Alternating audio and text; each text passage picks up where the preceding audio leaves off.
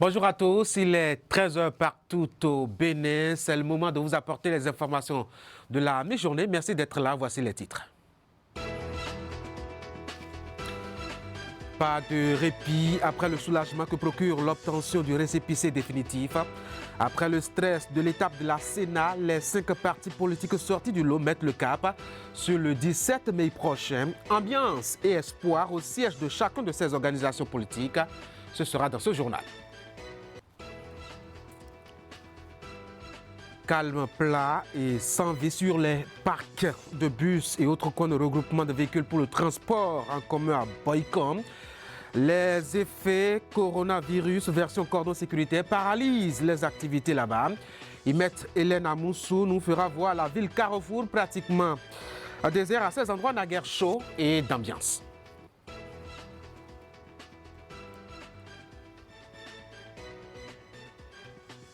Et enfin, cette information qui devrait intéresser les notaires du Bénin, plus besoin de faire le trajet jusqu'au siège de l'ANDF, l'Agence nationale des domaines et du foncier, pour accéder à un état descriptif des opérations de transfert de propriété. L'agence a innové le e-notaire pour vous aider. Dans ce journal, vous verrez comment cela fonctionne. Encore une fois, merci d'être là et d'avoir pris le rendez-vous.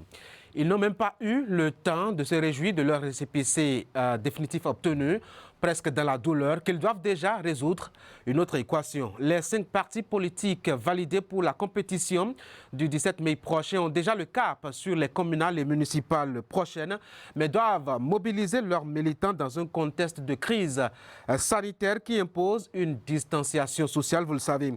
Comment pensent-ils concilier en tout cas cela et à quoi s'occupent-ils actuellement? Quand on est à un peu plus d'1 mois de l'échéance, Ulrich Gaba et Mofid Sabouran ont fait le tour de leur siège. 24 heures après avoir reçu leur récépissé définitif pour prendre part aux prochaines élections communales et municipales, c'est déjà la veillée d'armes dans les états-majors des partis politiques. Une grande étape vient d'être passée et c'est à l'actif de tous les militants. La joie dans le rang des militants, dans les 4 coins de notre pays.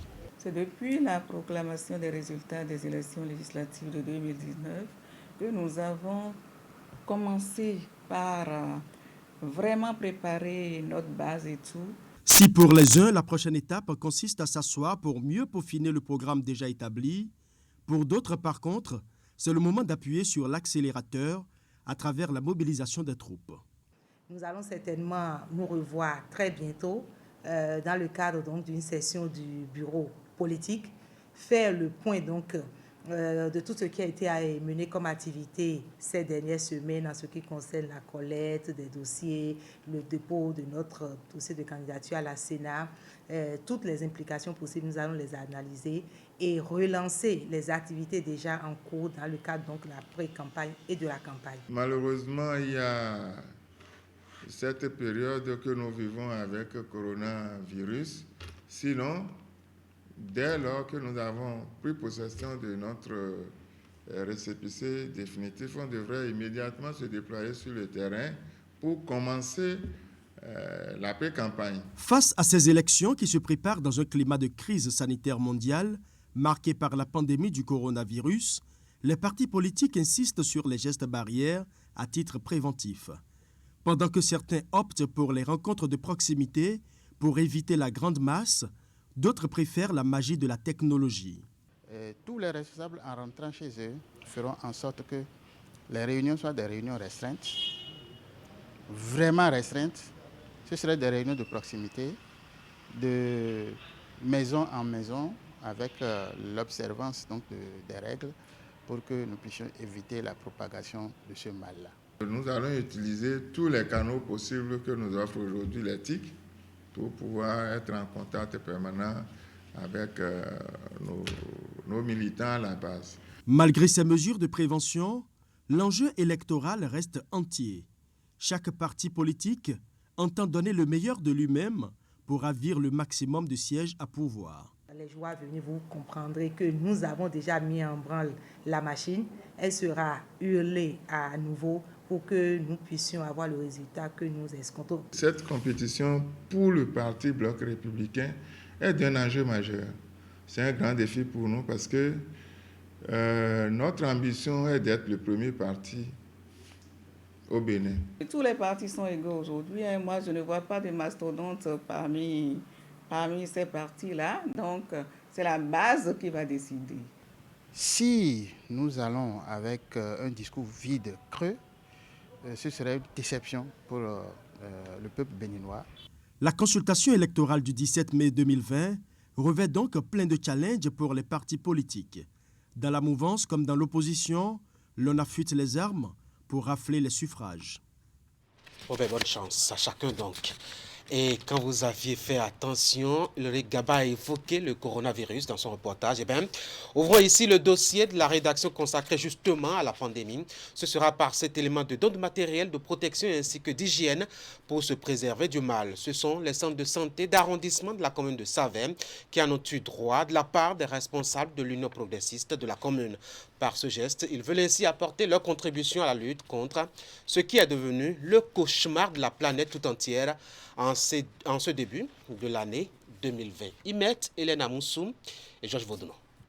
Élan de solidarité des leaders du parti de l'Union progressiste de la commune de Savem face au mal du moment, le coronavirus, et sous le leadership de l'honorable Edmond Agua, ces derniers sont allés offrir des kits au personnel soignant des centres de santé de la commune.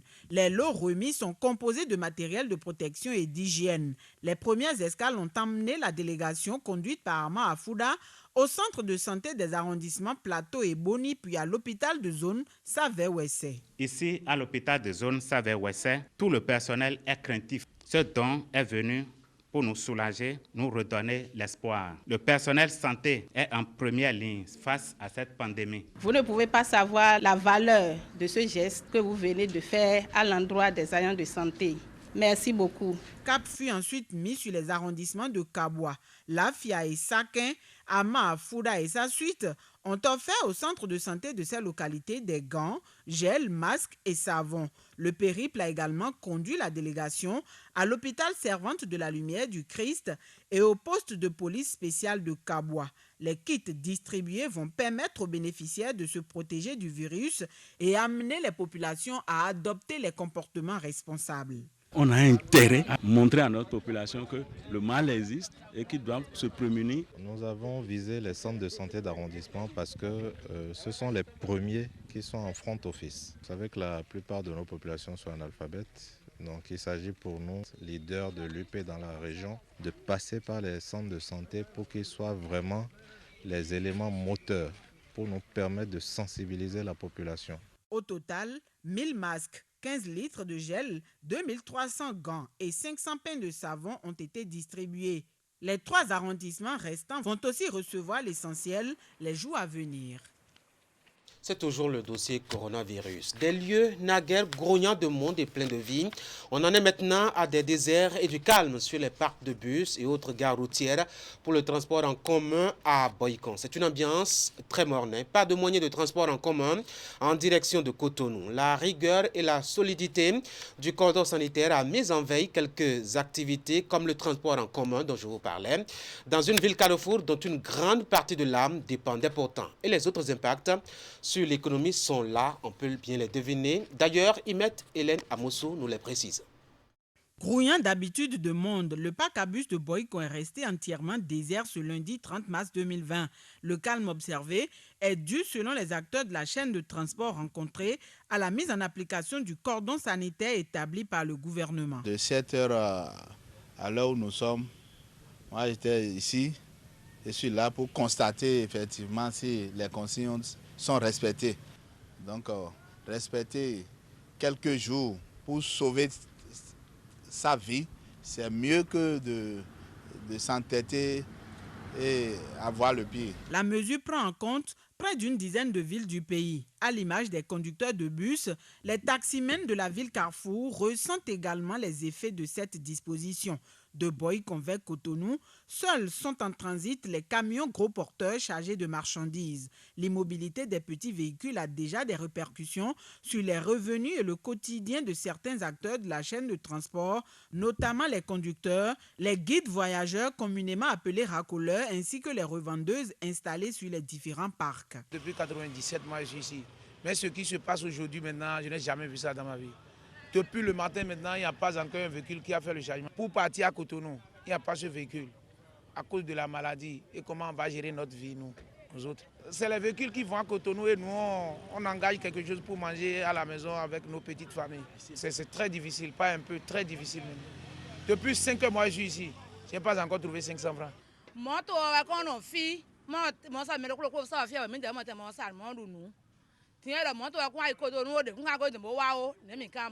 Le parc à bus de Boycon est une unité marchande qui s'anime tous les jours. Il y a différentes sortes de marchands ici. Vendeuses d'ananas, restauration, cafétéria, les guides voyageurs qui ne sont pas salariés. Tous ceux-là auront les conséquences négatives. Le mal est réel et menaçant. La seule alternative pour prévenir la contamination pour le moment reste le respect des recommandations du gouvernement, lesquelles devraient permettre au Bénin d'opposer une riposte adéquate au coronavirus. Le respect des dispositions prises par l'exécutif, notamment celles relatives au cordon de sécurité sanitaire, ne reste pas sans implication sur nombre de secteurs. Subir l'incidence de cette mesure ou se laisser tuer par la maladie, le choix est sans embâche. Et il est facile à faire. Imet Hélène Amoussou. Épargné jusqu'à un moment, le Bénin égrène de plus en plus le nombre de cas contaminés et confirmés sur son sol. On en est maintenant à 13, d'après la version officielle servie par le ministre de la Santé aux hommes des médias hier. Une hausse qui intervient avec la découverte de 7 nouveaux cas. Voici le nouveau tableau de la situation du Bénin présenté par Benjamin Rompati. Il est le ministre en charge de la Santé au Bénin. Il est porté à la connaissance de la population qu'à ce jour, le Bénin a enregistré 7 nouveaux cas de Covid-19, ce qui porte à 13 le nombre de cas confirmés dans notre pays. Il s'agit essentiellement de sujets revenus de l'étranger et qui avaient été mis en quarantaine ou en auto-isolement. Malheureusement, certains des sujets en auto-isolement n'ont pas respecté cette prescription du gouvernement. Par ailleurs, il est noté que des Béninois, de même que des étrangers résidant dans notre pays, continuent d'héberger, en violation des recommandations, des sujets rentrés de voyage et qui n'observent pas l'auto-isolement, exposant ainsi toutes les personnes entrant en contact avec ces derniers au risque de contamination.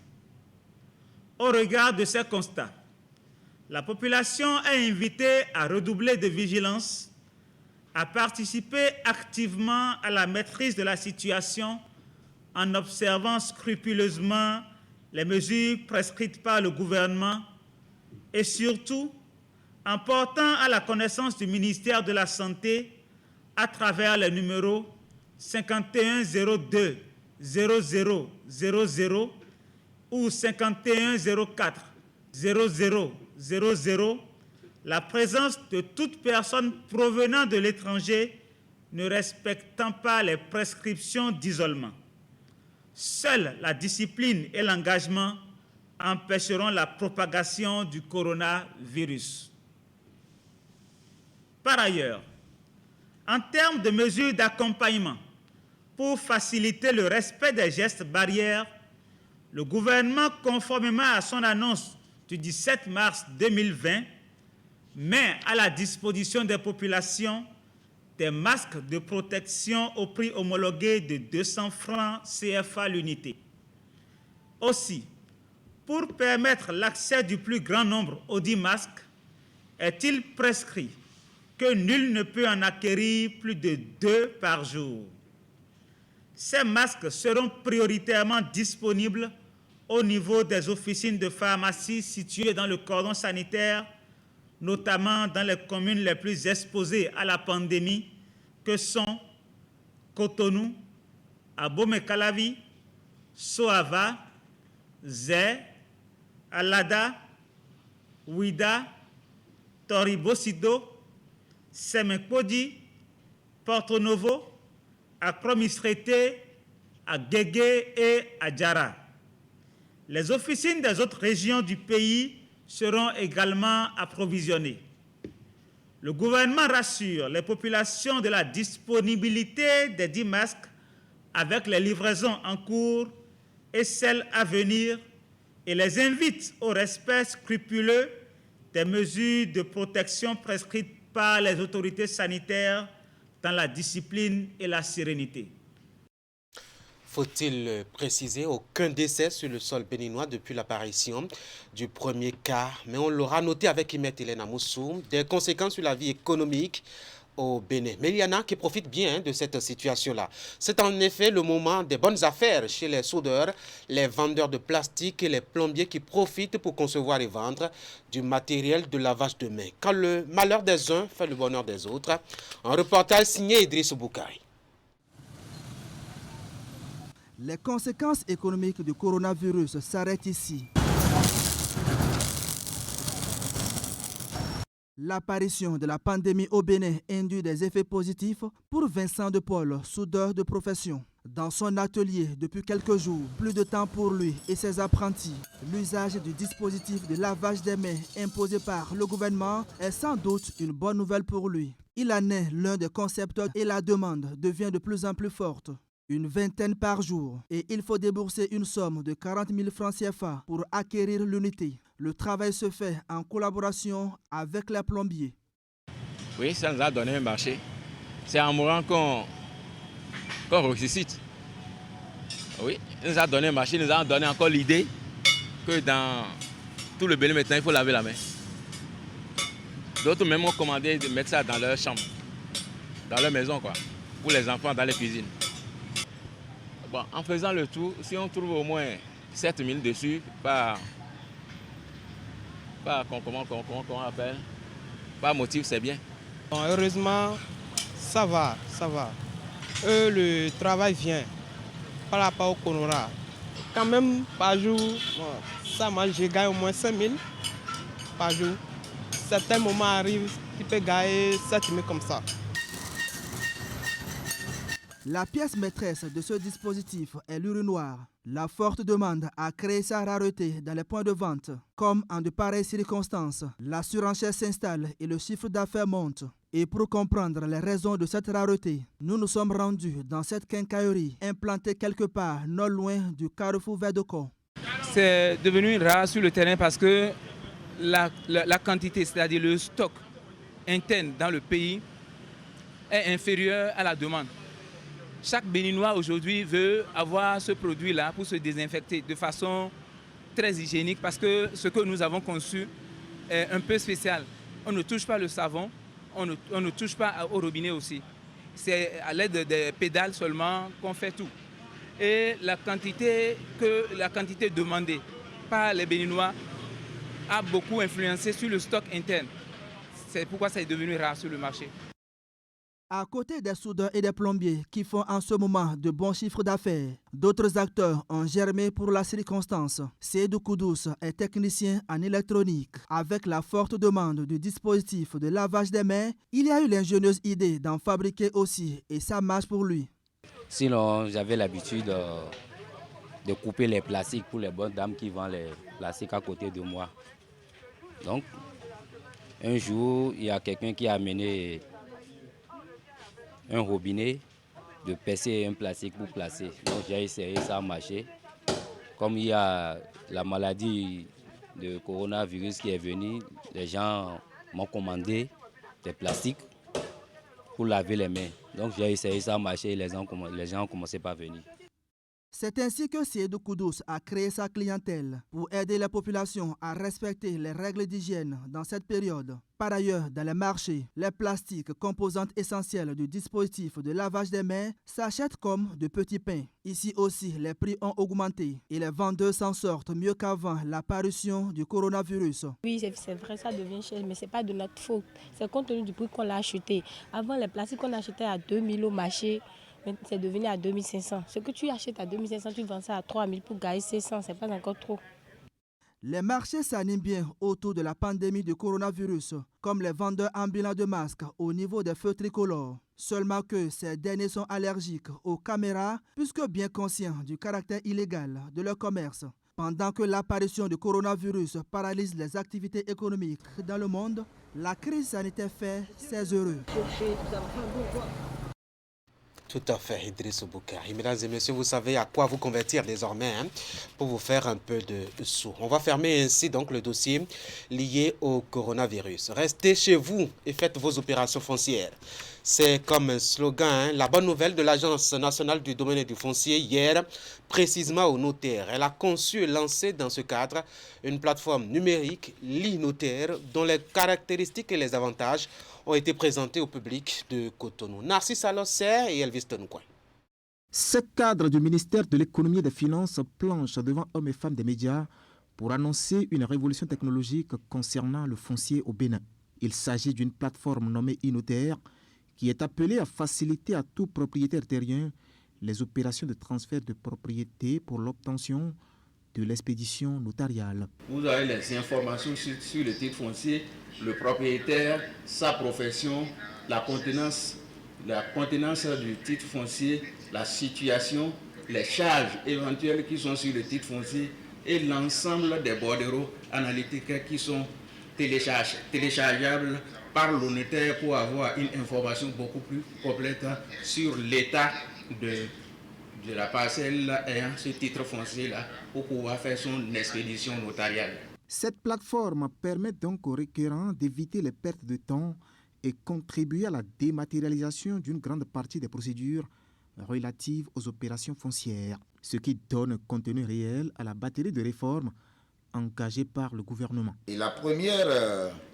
innovation que nous devions noter, c'est la suppression de l'attestation de situation géographique. Vous l'auriez compris, cela permet aux populations de faire abstraction et bénéfice, bien entendu, de l'obtention de l'attestation de situation géographique et de ne plus avoir à payer 50 000 francs. 220 jours, décompté l'année dernière par du business, nous passons à environ 6 jours. C'est 114 jours d'économie que nous économisons en matière de transfert de propriété. Au niveau des coûts maintenant, nous passons de 845 000 à moins de 290 000. C'est 560 000 d'économiser sur le cas étudié. C'est 66% d'économie. En somme, célérité, coût, délai et qualité.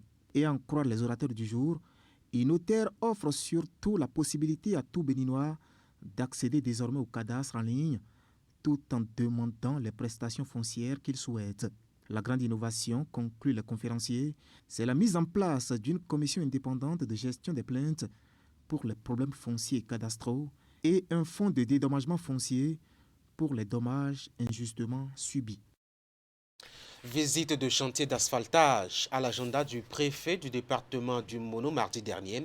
Komlan Zinsou est allé constater l'évolution des différents chantiers ouverts dans la ville de Lokossa à une semaine de la fin du délai contractuel. On parle de taux de réalisation physique d'environ 75%. Geoffroy Vincent et Florent Dehoux. Pas de livraison des chantiers du projet asphaltage à Lokossa le 6 avril prochain. Encore quelques semaines de patience et les populations de cette cité de l'espérance pourront jouir pleinement des réalisations du projet. Nous sommes globalement à un taux d'avancement physique de 75%. Les travaux évoluent. C'est un projet qui devait durer initialement 15 mois. Après, on a eu une prolongation de 5 mois. Donc là, le chantier devait finalement le 6 avril. On est un peu en retard sur le projet. Cette sortie effectuée ce mardi 31 mars par le préfet du département lui a permis de se rendre sur différents sites. Ici, par exemple, il est au quartier Chikome. Les premiers coups de pioche des chantiers d'asphaltage à Lokossa ont eu lieu le 3 août 2018 sur ce tronçon. C'est une rue longue de 1 km 125 mètres, une emprise de 30 mètres, en 2 fois 2 voies, avec une chaussée de 7 mètres, un PC de 2 mètres, des trottoirs de 2 mètres au moins, jusqu'à la façade des riverains. Donc voilà un peu cette rue-là. Actuellement, on a réalisé déjà le sol ciment, on a fait l'imprégnation. On est en train de faire la pose des bordures avant l'application de la GB, de la grave bitume qui va se tenir d'ici 10 jours. Donc à peu près, voilà la situation de la rue 101, qui est la rue primaire du lot 13A. Les travaux de cette phase A, en cours d'exécution, portent sur un total d'environ 13 km linéaires de rues primaires, secondaires et tertiaires à aménager. On a soumis à la mission de contrôle un dernier plan d'action qui prend en compte en fait tous les moyens qu'on a mobilisés, aussi bien en personnes, en ressources humaines qu'en matériel, pour finir en fait, pour libérer toutes les chaussées du lot 13A pour le 15 mai. Toutes les chaussées. C'est vrai qu'après le 15 mai, il restera toujours des travaux, comme des trottoirs, comme les caniveaux d'amorce. Mais l'essentiel des chaussées seront mises à la disposition de la population. Durant cette descente, le préfet a eu à ses côtés, outre son staff, le directeur départemental du cadre de vie et le maire de la commune. J'ai fait le tour. Bon. Je dirais que j'ai un sentiment mitigé. Bon. Je ne peux qu'exhorter l'entreprise à aller vite.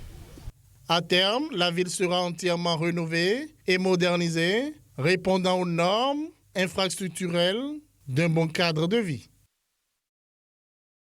On va dire merci à Geoffroy Vincent, dont le reportage vient mettre un terme à ce 13h. On y aura évoqué cette ambiance au niveau des différents états-majors des 5 partis politiques dont les dossiers ont été validés pour la compétition du 17 mai prochain. On a évoqué aussi le dossier coronavirus avec cette galère au niveau donc des parcs et gares routières à Boycon. Ça ne va pas trop fort là-bas, en tout cas pour les hommes d'affaires. On a aussi parlé de ces heureux de la pandémie du coronavirus. C'est avec un dossier réalisé par Idrissou Boukari qui est allé découvrir les activités qui profitent bien de la pandémie. Mesdames et messieurs, c'est la fin donc de ce 13h. Merci d'avoir été là. L'aventure reprend ainsi. Donc, je vous reprends demain à partir de 13h. Mais en attendant, les autres rendez-vous de l'information sur Canal 3 Bénin, le long de la journée, c'est à 16h par exemple pour le bulletin de l'information, à 19h30 pour l'édition vespérale et à 22h30 pour l'édition de la nuit. Vous prenez soin de vous.